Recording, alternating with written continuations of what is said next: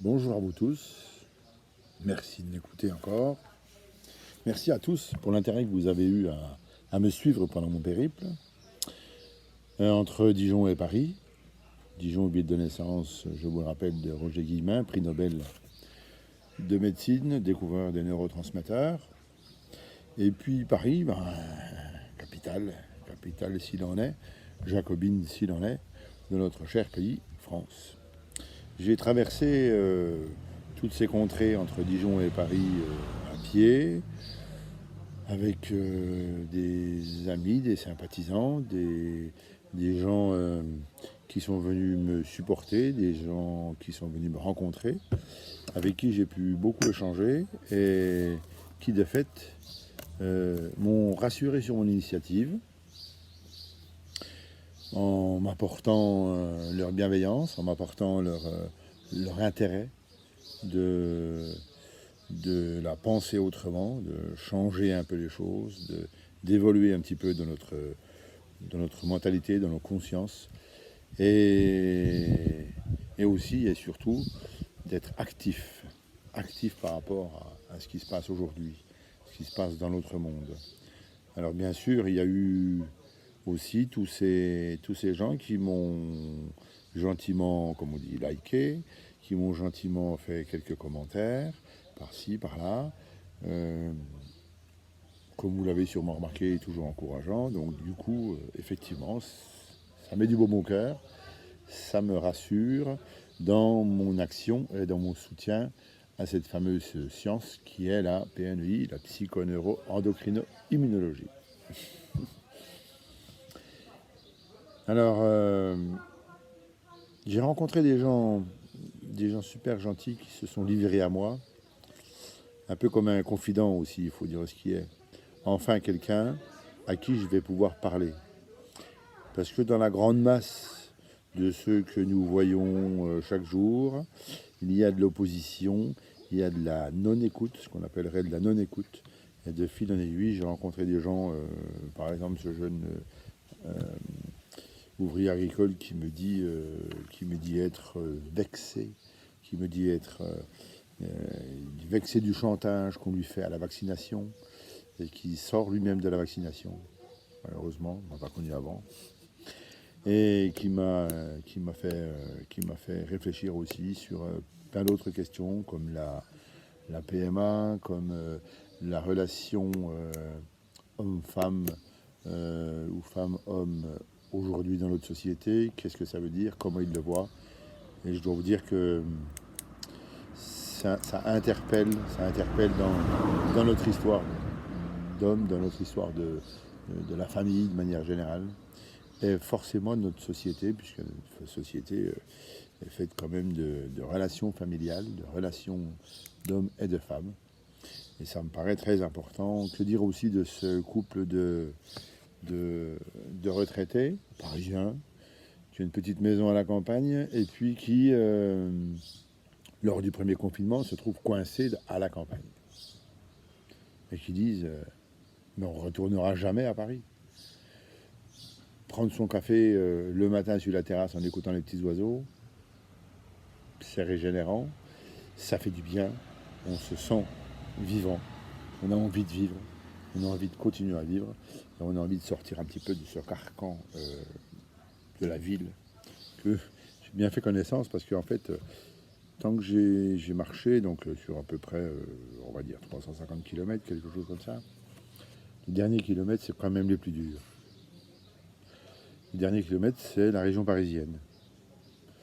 Et là, les pieds chauffent, le bruit est assaillant, les gens sont beaucoup moins sympas, les voitures, les carrefours, les travaux, les ceci, les cela. Je vous garantis que ça fait une coupure extrêmement intéressante à vivre après avoir passé quelques 10 jours à la campagne, quasiment tout seul ou presque, et qui petit à petit vient se concrétiser cette ville, cette globalisation de la cité, que certains honorent évidemment, Mais bon, peut-être de temps en temps, vous allez faire un peu plus de promenade dans la campagne pour voir un petit peu ce qui se passe. Sentir un petit peu tout ça. Donc voilà, c'était très enrichissant. J'ai été très, comment dire, très content d'avoir fait cette expérience, cette phase 3 du lancement de la PNEI. Il faut maintenant passer à la phase 4. C'est comme la vaccination, c'est pareil, il y a des phases aussi. La phase 4 viendra plus tard, a priori, après 2023, je crois.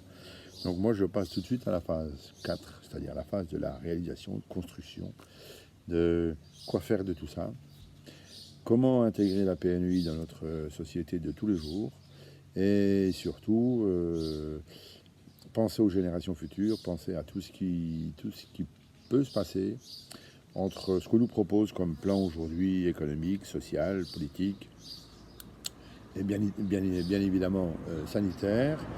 Donc il va falloir être actif, très actif. Comme je vous l'avais dit déjà, on sent bien qu'on n'a pas le temps. On n'a plus le temps de la réflexion. On n'a plus le temps oui, il faut voir, il faut ceci, il faut cela. Non, on n'a plus ce temps-là. On n'a plus le temps parce que ce jardinier qui me dit lors d'une petite discussion autour d'un café le matin, qui me dit voilà, j'ai encore 10 ans à faire, mais je ne sais pas si je vais réussir à les faire parce qu'aujourd'hui, un jardinier, avec le dérèglement climatique, on produit de moins en moins. Et si ça continue comme ça, dans moins de 5 ans, je ne saurais même plus produire de légumes dans mon jardin.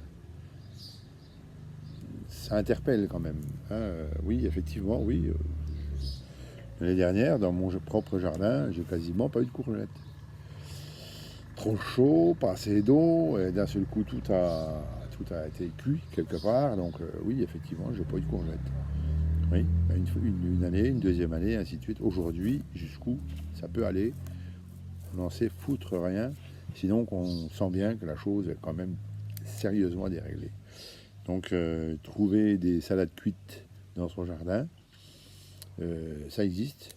J'avais jamais vu ça, mais j'ai vu ça aussi l'année dernière. Je ne sais pas ce que ce sera cette année, mais ce jardinier, donc lui c'est son métier, il nous dit bon je sais pas, dans 10 ans si j'exercerai encore mon métier. Question, quand on est au milieu de la campagne, question quand même primordiale, à mon sens, en tout cas. Donc oui, il faut passer à la phase 4, l'action maintenant. On sait que, enfin je sais, je vous garantis que la PNEI est très bien ressentie dans la civilisation, enfin dans les gens qu'on rencontre au jour le jour, sur ce chemin ou ailleurs. On sait aussi que la PNEI a une puissance significative au niveau scientifique. On sait aussi que cette PNEI a est un carrefour entre un tas de disciplines et que quelque part on ne peut plus réfléchir autrement que par l'intermédiaire de cette science qu'est la psychoneuro-endocrino-immunologie, dès l'instant qu'on fait la culture, dès l'instant qu'on s'occupe de l'humain, dès l'instant qu'on va au travail, dès l'instant qu'on va faire une vie sociale, dès l'instant qu'on va faire des enfants, dès l'instant dès l'instant qu'on vit. On ne peut pas passer à côté de ces fondamentaux qui sont exprimés, des fondamentaux de la vie qui sont exprimés à travers cette PNEI, cette fameuse science. Pour imaginer un petit peu, je pense que en fait il se passe la même chose que autour des années 1760 où James Lind, médecin écossais, sur les goélettes des Anglais, fait sa première étude étude scientifique et découvre l'hygiénisme et découvre surtout la qualité de l'agrume dans le cas du scorbut. En fait, à ce moment-là, qu'est-ce qu'il fait? Il va se heurter au monde de la religion. La religion jusque-là est omnipotente, elle gère toute la vie sociale, ou quasiment. Donc, résultat, James Lind dit non, si on fait attention à ce qu'on mange, si on fait attention à l'hygiène, si on fait attention à ce qui se passe autour de nous et dans notre environnement, et bien résultat de l'opération, le scorbut, c'est facile à combattre. En fait, il va découvrir les bienfaits de la vitamine C en 1760, par là autour. Et donc, du coup, ce James Lind, ben, il se retrouve un petit peu, comment est-ce qu'on va dire, un petit peu culbuté, dérangé par les religieux qui veulent absolument garder leur emprise sur le peuple de manière générale. Donc, on est dans ce carrefour aujourd'hui où effectivement il va falloir changer les choses et c'est un carrefour hyper important, comment dire, j'ai envie de dire, il faut de la pugnacité. Voilà, il va falloir de la pugnacité, il va falloir de la hargne, il va falloir beaucoup de force pour arriver à imposer cette PNEI. C'est ce que je vous demande aujourd'hui dans cette phase 4, vous qui m'écoutez, vous qui m'avez suivi, vous qui m'avez, comment dire, presque propulsé dans ce paysage plus ou moins, comment dire, politique et médiatique par votre présence, virtuelle ou non. Donc aujourd'hui, voilà, je suis en phase, comment dire, de remise en question de cette chose, et donc du coup, je me retrouve porte-parole de cette puissance qu'on doit avoir dans notre investissement personnel, dans notre investissement collectif et notre compréhension du monde d'après. Puisqu'en fait, notre histoire, c'est le monde d'après. Voilà. Nous devons oublier le monde d'avant, comme James Lind a réussi à mettre en cause le monde religieux. Nous devons remettre en cause, nous, le monde aujourd'hui qu'on nous vend, avec des idées scientifiques, bien sûr, des idées économiques, évidemment, des idées politiques, bien évidemment, mais des idées sanitaires, et, évidemment aussi, mais tout ça reconstruit, réaménagé par l'intermédiaire de cette science qui est la PNEI. N'oublions pas que nous sommes, en gros, un tas d'hormones et de neurotransmetteurs, et que quelque part, tout ça nous amène à penser, à réagir et aussi à vivre avec ce qu'on est, son histoire personnelle. C'est pour ça d'ailleurs que certains m'ont signalé mon, mon langage un peu, comment dire, un peu culturel du côté terrain. Hein. Oui, effectivement, je suis franc-comtois, je garde mon accent franc-comtois, je cherche à le garder. Ça me paraît très important justement dans ce fameux sens de la PNI.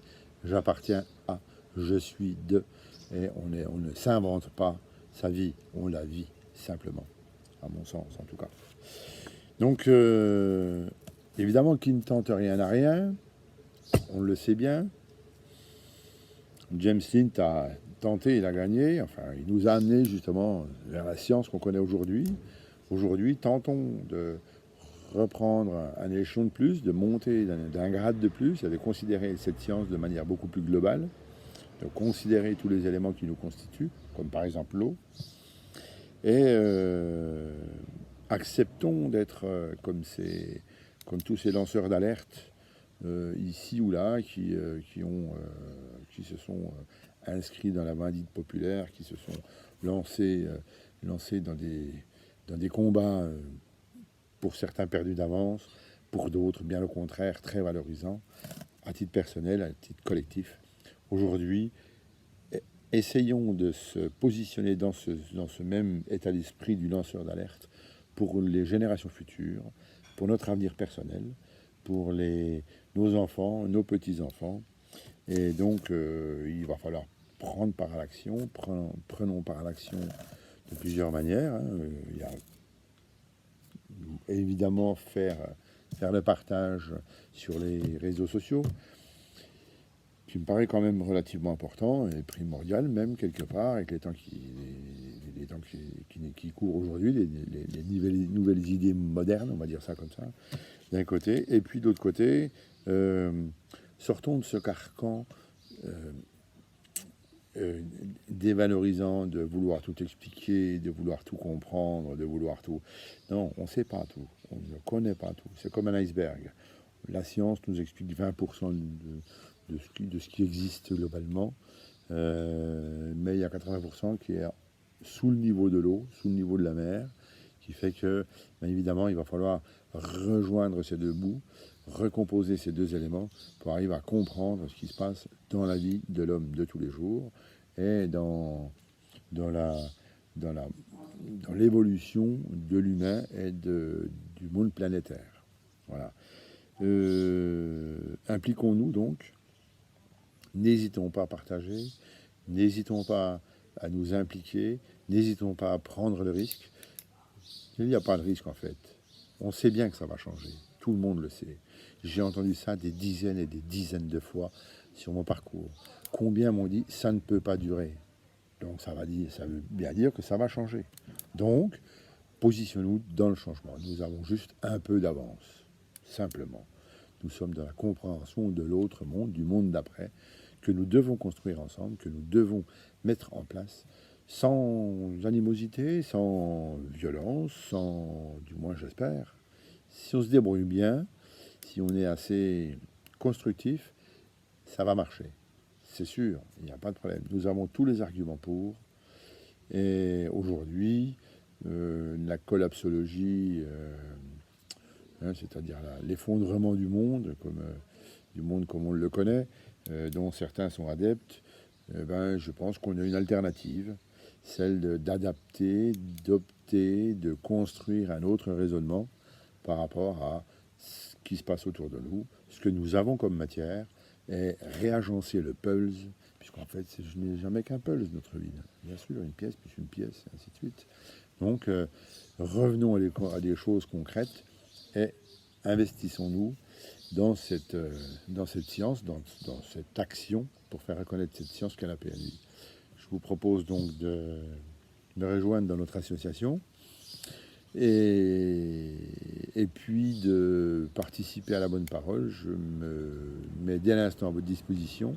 Si vous avez envie d'organiser des choses dans votre environnement, si vous avez envie d'organiser des petites réunions, des choses comme ça, aucun problème, je suis à votre disposition. Aujourd'hui, je me consacre, tant que je pourrai en tout cas, avec les forces que j'ai, à tout ça, pour que le monde d'après naisse sans violence, naisse dans la fraternité, et naisse dans l'humanisme, sans chantage, sans peur, et puis advienne que pourra de cette action, bien évidemment. Je vous remercie de m'écouter. Je suis ravi d'avoir été suivi par autant de personnes. Je suis ravi de votre investissement. On continue. Je vous promets que nous allons continuer notre petit chemin de lanceur d'alerte, de découvreur de belles choses, et pourquoi pas aussi, évidemment, de l'autre monde, le monde d'après, rempli de fraternité, rempli d'égalité, rempli d'humanisme, et rempli d'un savoir-vivre enfin domestiqué, à tous les étages, à tous les niveaux. Merci à vous.